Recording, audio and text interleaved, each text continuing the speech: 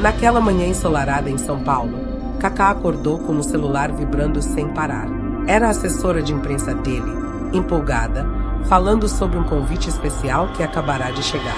Tratava-se de um grande projeto de caridade organizado por empresários, políticos locais e algumas celebridades brasileiras que queriam unir forças para combater a fome infantil em comunidades carentes. O nome de Kaká estava no topo da lista de convidados ilustres, e todos acreditavam que a presença dele daria credibilidade e atrairia a atenção da mídia.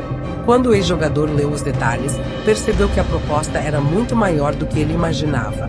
Hospedagem em um hotel 5 estrelas no coração da Avenida Paulista, suíte presidencial reservada exclusivamente para ele, carro de luxo com motorista particular à disposição 24 horas por dia, cardápio de refeições elaborado por chefes internacionais, além de um banquete de gala para os participantes do evento. Até mesmo um espaço privativo no rooftop do hotel, com piscina aquecida e serviço de champanhe francês, havia sido mencionado. Por fora, parecia uma proposta irresistível.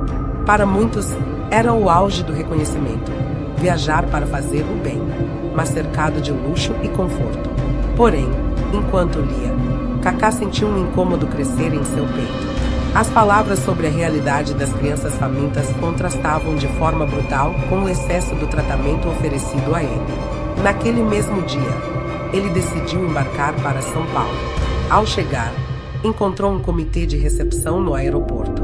Pessoas com cartazes e flores, motoristas de terno alinhado, câmeras e jornalistas prontos para registrar cada passo. Kaká sorriu educadamente, acenou, tirou fotos, mas por dentro algo lhe dizia que havia algo errado naquela atmosfera. O carro que o levou ao hotel era um sedã importado, blindado, silencioso como se estivesse isolado da cidade. Do lado de fora, no trajeto, ele avistava crianças nos semáforos vendendo balas, meninos de rua pedindo moedas, famílias improvisando casas com madeiras velhas. O vidro fumê e o ar-condicionado frio criavam uma barreira invisível entre ele e a realidade que supostamente viera ajudar. Chegando ao hotel, uma equipe já o aguardava com champanhe e toalhas perfumadas. A suíte presidencial era um espetáculo: piso de mármore, camas king size, televisão de última geração, vista panorâmica da cidade. Ao lado da cama, um menu com dezenas de opções de pratos sofisticados: filé wagyu, salmão chileno, lagosta, caviar. Kaká se sentou na poltrona de couro e respirou fundo. Olhou em volta, mas em vez de se sentir privilegiado, sentiu um vazio. No jantar da primeira noite, organizado em um dos salões do hotel, os empresários e patrocinadores estavam em trajes de gala. Mesas decoradas com flores importadas, lustres de cristal, garçons servindo vinhos caríssimos. Entre brindes e discursos eloquentes sobre a importância de ajudar os mais necessitados, Kaká ouvia, mas não conseguia se envolver. O contraste o sufocava. Como poderiam falar de fome enquanto desfrutavam de pratos que custavam o equivalente a meses de comida para uma família de comunidade? Ele sorriu, cumprimentou as pessoas, agradeceu a hospitalidade. Mas por dentro, repetia para si mesmo: será que é isso mesmo que eu vim fazer aqui? Se eu aceitar tudo isso, estarei realmente ajudando. Naquela noite, já de volta à suíte, Kaká não conseguiu dormir. Ele se deitou na cama luxuosa, mas cada vez que fechava os olhos, via o rosto das crianças que tinha visto nas ruas. Imaginava-as olhando o banquete daquela noite e se perguntava quantos delas tinham jantado apenas um pedaço de pão duro. O ar-condicionado soprava frio, mas no coração dele o peso era quente, quase insuportável. Levantou-se, caminhou pela varanda e olhou para as luzes da cidade. Lá embaixo, em meio aos arranha-céus e avenidas movimentadas, havia um outro mundo escondido. Becos apertados, vielas sem saneamento, casas sem energia elétrica. Era para lá que o projeto deveria olhar. E, no entanto, parecia que tudo girava em torno de aparências, fotos para revistas e discursos políticos. Naquela madrugada, Kaká tomou uma decisão silenciosa. Não queria ser apenas mais uma estrela em um palco de luxo.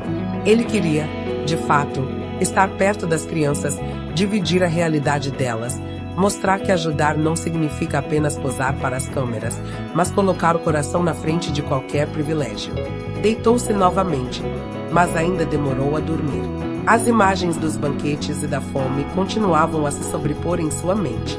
Dentro dele, nascia a convicção de que, para realmente ajudar, teria que recusar os privilégios que o isolavam das pessoas que mais precisavam. Na manhã seguinte, o dia parecia começar com a mesma rotina luxuosa do Hotel 5 Estrelas. Um funcionário bateu discretamente à porta da suíte presidencial e entrou com um carrinho repleto de opções para o café da manhã. Croissants franceses, queijos importados, frutas exóticas vindas da Europa, sucos naturais servidos em taças de cristal.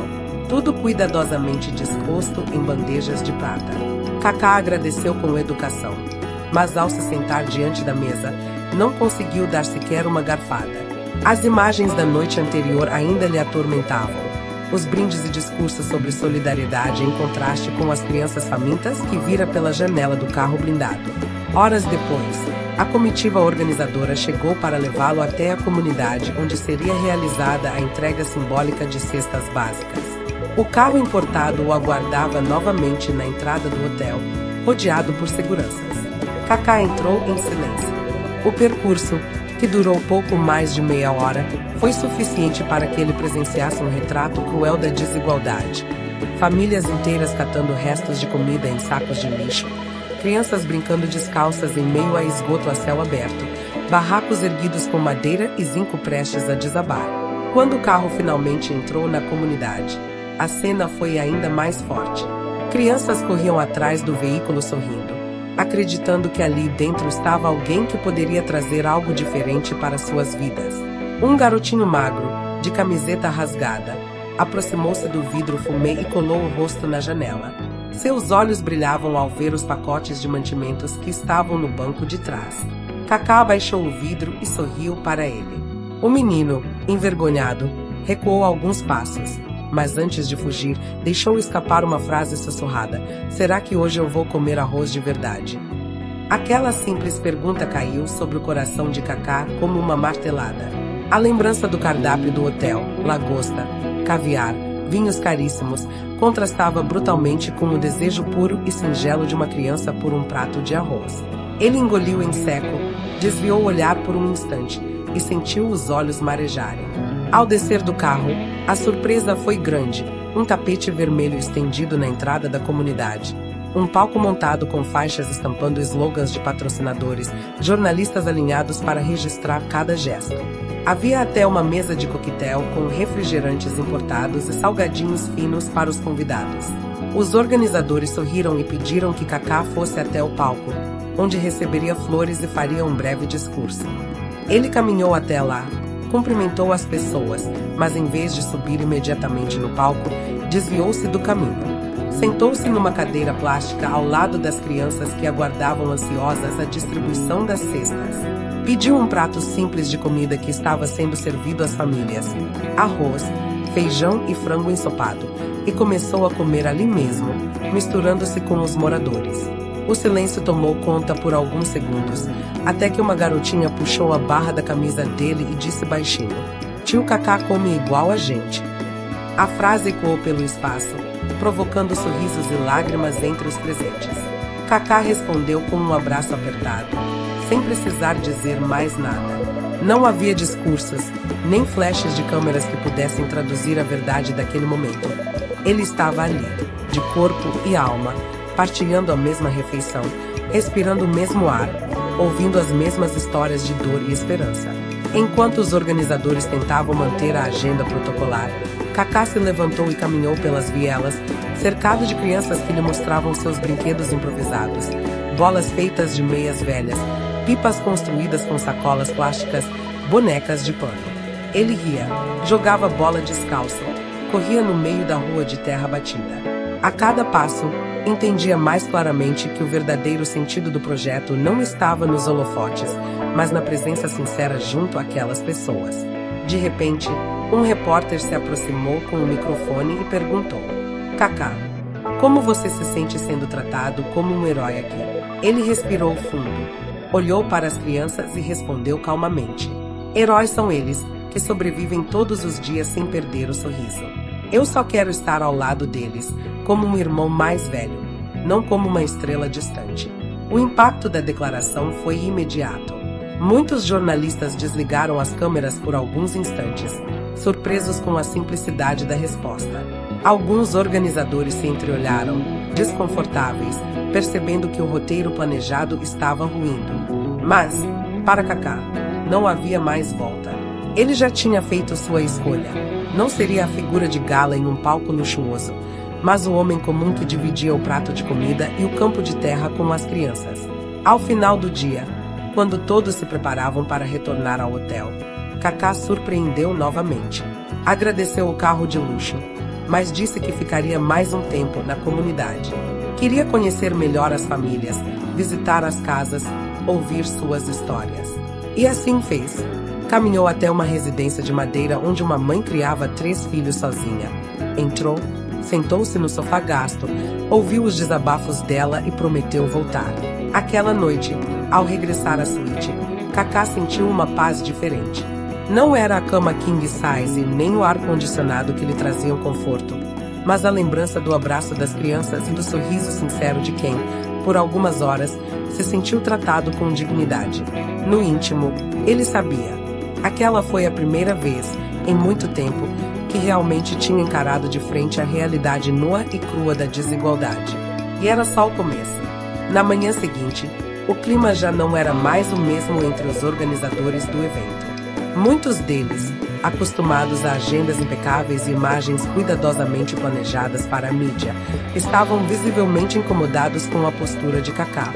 Durante o café da manhã no salão do hotel, alguns empresários comentavam em voz baixa que ele havia quebrado o protocolo, que sua atitude poderia manchar a imagem sofisticada do projeto.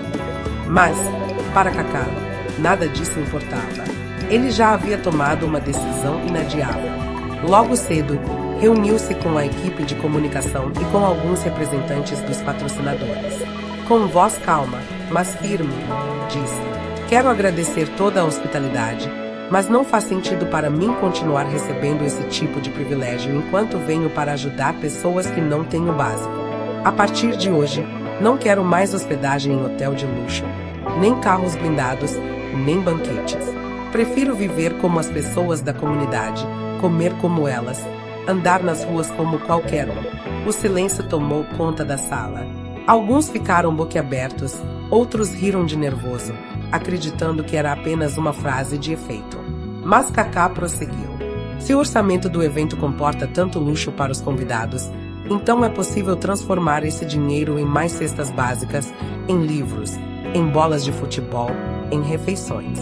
Não faz sentido gastar com champanhe francês quando uma criança sonha apenas com um prato de arroz e feijão." As palavras repercutiram como uma bomba. Um dos organizadores retrucou: "Mas, Kaká, a presença de luxo atrai a imprensa, traz patrocinadores, dá visibilidade. Sem isso, o projeto pode perder apoio." Kaká respirou fundo e respondeu: "A verdadeira visibilidade vem da verdade. Quando as pessoas verem que um projeto de caridade é feito com sinceridade, sem desperdício, sem espetáculo, vão apoiar de coração. O que emociona não é a festa, é o gesto." Ao terminar, levantou-se e deixou a sala. Não havia mais espaço para negociação. Sua decisão estava tomada. Naquela tarde, enquanto os organizadores se reuniam às pressas para discutir o rumo do evento, Kaká voltou para a comunidade que havia visitado no dia anterior. Mas, dessa vez, sem a comitiva, sem câmeras, sem tapete vermelho. Foi apenas acompanhado por 2 voluntários locais, caminhando pelas ruas de terra, cumprimentando os moradores, entrando em casas simples, ouvindo histórias de vida. Sentou-se no quintal de uma senhora idosa chamada Dona Lourdes, que ofereceu café passado em coador de pano e bolo de fubá ainda quente. Conversaram por mais de 1 hora. Ela contou que criava netos sozinha, depois que os filhos tinham partido em busca de emprego, e que muitas vezes faltava comida na mesa. Kaká ouviu atentamente, emocionado com a dignidade daquela mulher, que mesmo na dificuldade, ainda sorria e partilhava o pouco que tinha. Mais tarde, um grupo de adolescentes o levou até um campinho improvisado, onde jogavam bola com través feitas de madeira velha. Ali, Kaká tirou os tênis, ficou descalço e entrou no jogo. As risadas ecoaram pela comunidade. Não havia câmeras, mas havia verdade. Não havia luxo, mas havia felicidade. Enquanto isso, do outro lado da cidade, alguns jornais publicavam manchetes polêmicas. Kaká recusa mordomias e causa constrangimento em evento beneficente. Alguns colunistas criticavam sua atitude, insinuando que era apenas uma jogada de marketing. Mas, curiosamente, nas redes sociais, a repercussão era oposta. Milhares de pessoas compartilhavam fotos tiradas por moradores da comunidade, mostrando Kaká sentado no chão, comendo arroz e feijão com crianças ou jogando bola de pés descalços. A simplicidade dele estava conquistando corações. No fim do dia, ao retornar para o pequeno quarto alugado em uma pensão simples, longe da suíte luxuosa que havia recusado, Kaká sentiu uma paz que não experimentava há muito tempo. Deitou-se numa cama modesta, ouviu os sons da rua, o barulho de crianças brincando, e pensou consigo mesmo: é isso, é aqui que eu preciso estar. Alguns dias depois, Kaká decidiu formalizar sua escolha diante de todos. No encerramento oficial do projeto, subiu ao palco improvisado no centro comunitário, rodeado de moradores e voluntários. Pegou o microfone e declarou: eu sei que muitos esperavam que eu estivesse em festas, em jantares elegantes, mas eu vim para outra coisa. Decidi recusar todos os privilégios que me ofereceram. Todo esse dinheiro pode e deve ser investido em vocês. Em comida, em educação, em esporte. Eu não vim aqui para ser servido. Vim para servir. A plateia explodiu em aplausos, muitos emocionados às lágrimas. Crianças corriam até o palco para abraçá-lo. Adultos gritavam seu nome com respeito. Naquele instante, o projeto, que antes era apenas um evento cercado de aparências, transformava-se em um movimento de verdade. Kaká, olhando para aquelas pessoas, sentiu o peso da responsabilidade, mas também a leveza de quem age com o coração. Ele sabia que sua decisão não agradaria a todos, mas tinha certeza de que estava no caminho certo. E assim, no coração de uma comunidade esquecida, nasceu um gesto que mudaria para sempre não apenas a forma como aquele projeto seria lembrado, mas também o significado de solidariedade para todos que testemunharam aquela escolha. Os dias que se seguiram ao discurso de Kaká foram de intensa transformação. A decisão dele de abrir mão de todo luxo não apenas mudou a dinâmica do projeto, mas também acendeu uma chama de esperança na comunidade e além dela. Aquilo que antes parecia apenas mais uma ação beneficente para fotos de jornais e discursos de políticos, tornou-se um movimento vivo, humano, carregado de verdade. Kaká passou a dividir sua rotina com voluntários locais. Caminhava pelas vielas estreitas, ajudava a descarregar caminhões de cestas básicas, carregava sacos de alimentos nos ombros, sentava-se no chão de terra batida para conversar com as famílias. Comia marmitas simples ao lado de trabalhadores que enfrentavam jornadas exaustivas. Ria com as crianças, ensinava-lhes dribles e passes, contava histórias de sua trajetória para inspirar os jovens a sonharem mais alto. Em uma tarde chuvosa, ele foi chamado por uma professora da escola comunitária. A sala de aula estava cheia de crianças molhadas, com roupas gastas, mas que não queriam perder a oportunidade de aprender. A professora, emocionada, disse: Kaká, muitas dessas crianças vêm à escola sem comer nada. Eu tento ensinar, mas às vezes elas desmaiam de fome. Kaká olhou em volta, respirou fundo e respondeu: então vamos mudar isso. Educação e comida têm que andar juntas. No mesmo dia, reuniu-se com voluntários e decidiu redirecionar parte significativa dos recursos que estavam sendo mal utilizados em gastos supérfluos para a criação de um refeitório comunitário. Semanas depois, o espaço já funcionava. Simples, com mesas de madeira, mas garantindo pelo menos 2 refeições diárias para cada criança matriculada na escola. A alegria estampada nos rostos delas ao receber um prato quente foi, para Kaká, mais valiosa do que qualquer troféu que já havia conquistado nos gramados. Enquanto isso, a repercussão fora da comunidade crescia. Vídeos gravados pelos moradores circulavam nas redes sociais, mostrando Kaká com os pés sujos de barro, indo ao jogar bola no campinho de terra, ou segurando no colo uma criança adormecida em seus braços. A simplicidade dele tocava corações em todo o país. Programas de televisão começaram a destacar sua atitude. Manchetes de jornais falavam em um novo modelo de solidariedade, e até empresários que antes priorizavam a imagem passaram a rever seus conceitos. Alguns políticos tentaram se aproximar para capitalizar em cima da iniciativa, mas Kaká foi firme em recusar associações oportunistas. Disse claramente em uma entrevista: "Esse projeto não é sobre mim, nem sobre política. É sobre gente de verdade, com necessidades reais. Se alguém quiser ajudar, que venha aqui, sem discursos, sem holofotes, apenas com vontade de somar." A autenticidade dele desarmava qualquer tentativa de manipulação. No último dia de sua estadia prolongada na comunidade, os moradores organizaram uma pequena festa de despedida. Não havia decoração luxuosa, apenas bandeirinhas de papel colorido, música tocada em caixas de som simples e pratos de comida feitos coletivamente. Crianças apresentaram uma coreografia improvisada. Outras recitaram poemas agradecendo ao tio Kaká. Quando chegou sua vez de falar, Kaká subiu em um caixote de madeira que servia de palco improvisado. Com lágrimas nos olhos, declarou: "Eu vim aqui achando que ia ensinar algo, mas fui eu quem mais aprendeu. Aprendi que a verdadeira grandeza não está em hotéis ou carros, mas no sorriso de uma criança que tem a barriga cheia. Aprendi que a solidariedade não precisa de palcos, só precisa de coração." As pessoas aplaudiram de pé. Muitos choravam. Uma senhora se aproximou, segurou a mão dele e disse: "Você não trouxe só comida, trouxe dignidade." Essas palavras ficaram gravadas no coração de Kaká. Ao deixar a comunidade, ele recusou novamente a proposta de retornar ao hotel de luxo. Seguiu direto para o aeroporto em um carro simples emprestado por um voluntário. Na bagagem, não levava presentes caros, mas lembranças, um desenho feito por uma criança, uma bola de meia autografada pelos meninos, uma carta escrita com erros de ortografia, mas carregada de amor. Enquanto o avião decolava, Kaká olhou pela janela e pensou: "Não é o dinheiro, não é a fama, é a simplicidade que transforma." De volta à sua rotina, fez questão de continuar apoiando a comunidade à distância, destinando recursos para manter o refeitório, financiar bolsas de estudo e reformar o campinho de futebol. Não queria seu nome estampado em placas ou homenagens. Queria apenas garantir que o movimento que começara não se apagasse.